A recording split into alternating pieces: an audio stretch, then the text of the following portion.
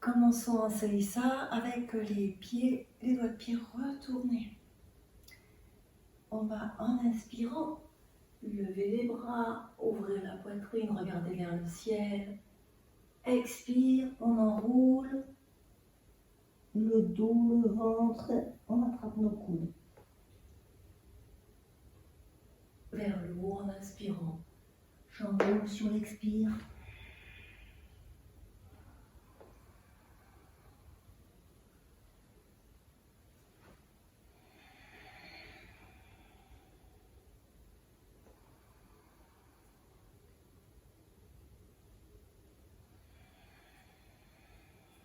Une dernière fois.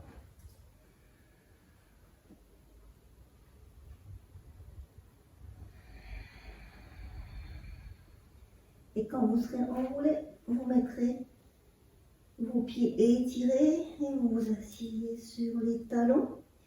Vous attrapez votre poignet gauche et en inspirant, on va légèrement, avec le dos rond, vers la droite. Inspire, expire, on revient au centre.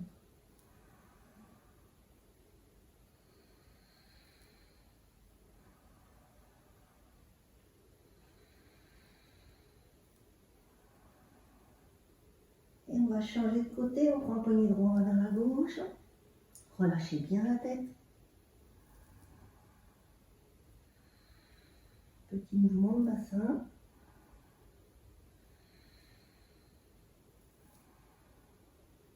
Et relâchez. On va de nouveau revenir avec les doigts de pied dans l'autre sens et sur l'avant des jambes. Inspire les bras par les côtés, on croise les doigts. Expire, on vient les mettre derrière au niveau de l'occiput. Inspire, la poitrine s'ouvre et à l'expire, on penche sur le côté et on pousse le genou opposé dans le sol. Inspire, je reviens au centre. Expire, là je penche à gauche, donc je pousse dans le genou droit. Et respire, et encore. Là je pousse dans le genou gauche.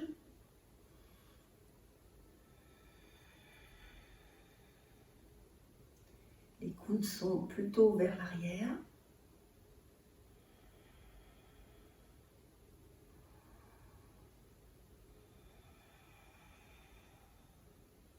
Et on revient au centre.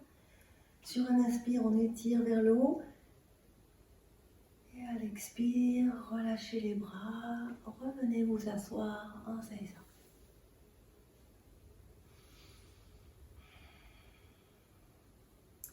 On va inspirer les bras par devant, regarder vers le ciel et sur l'expire, on revient s'asseoir sur les talons et en même temps on fait une torsion vers la droite. Et inspire, on repasse au centre, les bras vers le haut. Et expire, torsion vers la gauche, assis.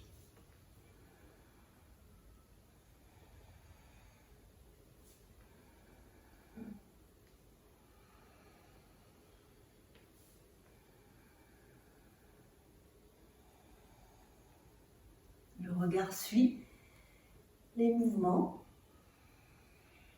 Et on vient s'asseoir. On fait ça. Une petite vague maintenant, on est en Balasana. Posture de l'enfant. Et on va démarrer une petite vague. Allez, 4 pattes. Inspire, on creuse. On étire la gorge. Expire, le retour sur l'arrière. Alors, on va faire toucher nos gros orteils et faire toucher nos pouces. Voilà, c'est la variante. Inspire. On creuse, on étire. Expire, on enroule, on revient en arrière.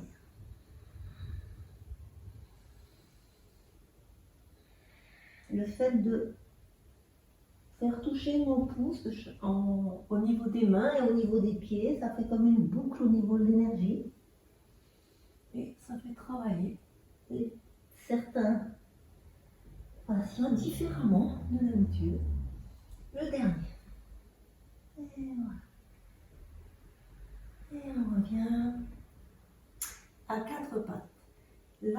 tourner sur notre jambe gauche et tirer notre jambe droite. On va garder le pied vers l'intérieur pour une fois. On va venir sur le bout de nos doigts. Le bassin est dans le prolongement des mains et du pied. Inspire, on lève le bras droit. Et on va faire tout simplement un cercle, un grand cercle avec notre bras.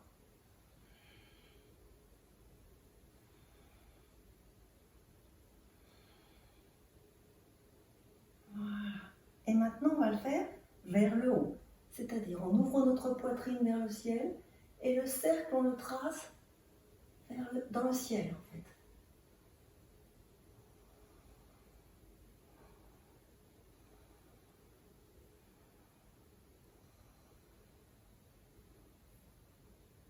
Et on revient.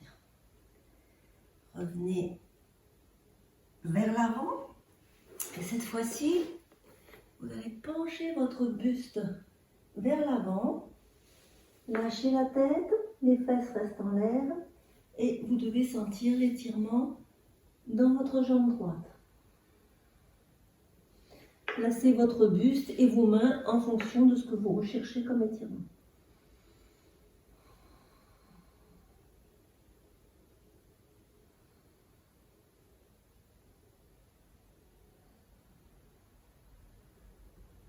Et voilà. Et on revient. Donc on revient avec cette fois-ci le genou droit dans le sol et la jambe gauche étirée avec le pied vers l'intérieur. Sur le bout des doigts, à droite, le bras vers le haut, gauche, et on tourne. On fait nos 5 cercles dans l'horizontale.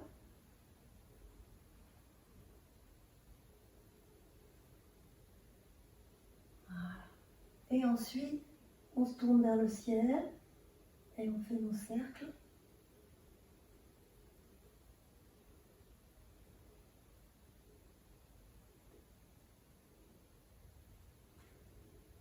Voilà. Et on revient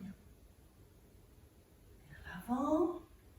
Et comme tout à l'heure, on met les coudes dans le sol, la poitrine dans le sol pour étirer notre jambe gauche. Quelques respirations.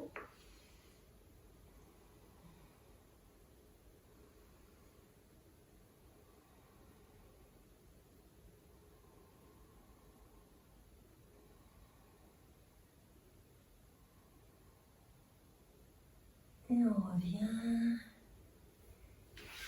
On fait ça pour basculer dans une contre-posture en Adho Mukha Svanasana, un chien tête en bas. Voilà, alors le chien tête en bas, pensez que si vous ne pouvez pas mettre les talons dans le sol, il vaut mieux mettre un coussin. Et aussi, vous pouvez le prendre si vous voulez en dynamique. Voilà. Mais évitez d'avoir les pieds comme ça, qui ne sont pas en contact avec le sol. C'est important d'avoir des appuis, il vaut mieux plier vos jambes et avoir les talons dans le sol que d'avoir l'illusion de faire quelque chose parce que vous ne pourrez pas progresser. Voilà. Allez, donc on est en Adho Mukha Svanasana et on va marcher doucement vers nos mains. Sur l'inspire, on va avoir la jambe droite pliée, elle se lève, le bras droit se lève vers le ciel, torsion, je regarde ma main. Expire, je relâche. La main droite cette fois-ci dans le sol, c'est la jambe gauche qui va être tendue et je regarde. C'est sur l'inspire bien sûr. Et de l'autre côté, on refait une fois de chaque côté. On relâche.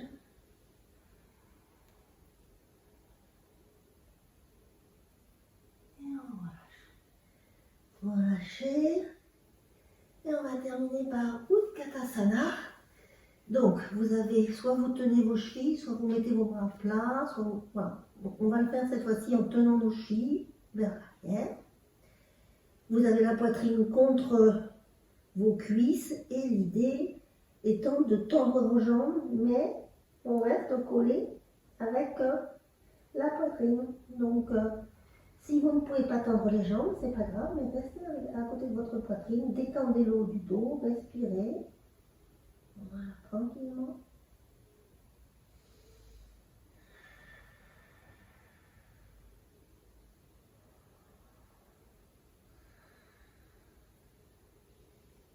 Et on va relâcher, plier les jambes, croiser les pieds. Venez vous asseoir.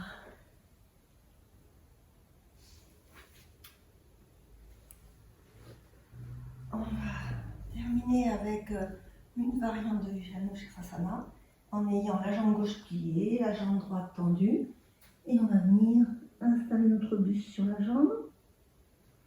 Ah, 3 respirations. Beaucoup de détente.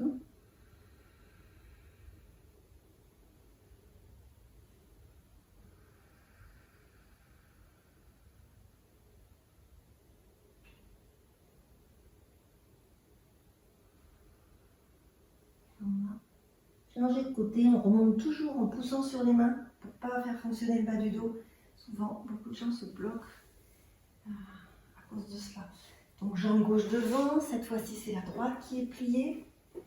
On pense qu'on est quand même bien assis sur les ischios. C'est comme si on faisait Janu Shirshasana ou Paschimottanasana. C'est pareil, il y a le placement au départ qui est vraiment très important.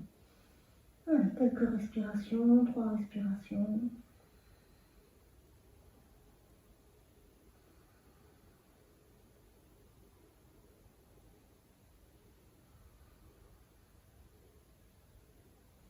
On appuie sur nos mains pour remonter.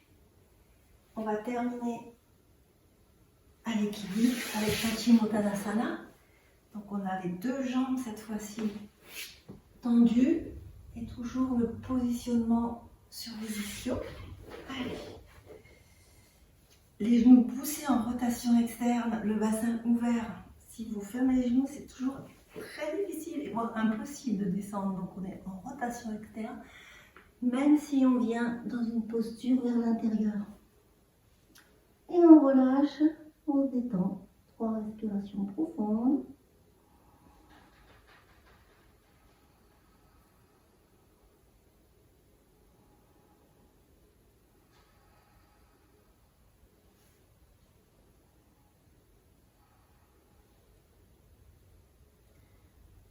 Et pareil, on fait le chemin sur nos jambes. On revient en Seisa ou assis en tailleur si vous avez trop mal aux genoux ou avec un coussin sous vos fesses si vous en avez besoin entre vos fesses et vos pieds. Et vous pouvez faire quelques moments de respiration en inspirant par le bout de vos doigts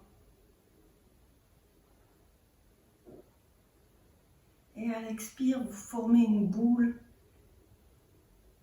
au centre de vos mains. Inspirez par le bout de vos doigts et expirez en formant cette boule d'énergie. Et vous allez faire ça le temps qui sera bon pour vous pour pouvoir construire cette boule d'énergie.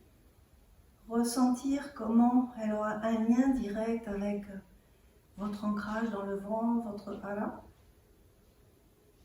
Donc, il faut le temps de la construire et puis le temps de prendre, c'est au-delà de la conscience, c'est un ressenti de cette boule d'énergie que vous avez construite et qui est en lien direct avec votre hala ou votre tandem. Voilà, c'est fini pour aujourd'hui, merci.